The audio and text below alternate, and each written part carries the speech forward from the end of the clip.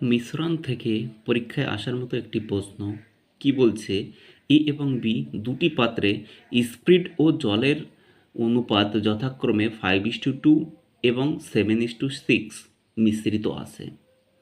কি অনুপাতে ওই মিশ্রণগুলি মেশালে সি পাত্রে নতুন মিশ্রণে স্পিরিট ও জলের অনুপাত 8:5 হবে। দেখো কিভাবে করতে হবে। এ পাত্রে কি কি আছে? Spirit is to water. এ পাত্রে 5:2।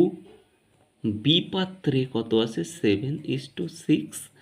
আরেকটা পাত্র যেগুলো এই এ বি পাত্র মেশালে কি অনুপাতে মেশালে সি পাত্রে হবে 8:5। কি করতে হবে? প্রথম কাজ, এই দুটো অনুপাত দুটো যোগ করে নিতে হবে। এটা 7 হবে, এটা 13, এটাও কত? 13 হবে। তারপর এই তিনটের লসাগু করতে হবে। তিনটের লসাগু কত? তিনটের লসাগু হচ্ছে 91। তিনটের লসাগু কত? 91। 7 দিয়ে 91কে ভাগ করলে কত হবে? 13 হবে। আর 13কে 91 দিয়ে ভাগ করলে 7 হবে। 13কে 91 দিয়ে ভাগ করলে 7 হবে। তাহলে কি এই যে কোনো একটা দিয়ে হয় স্পিরিট না হয় ওয়াটার ধরে করলেই হবে। তাহলে আমরা কি করব? স্পিরিট ধরে করি।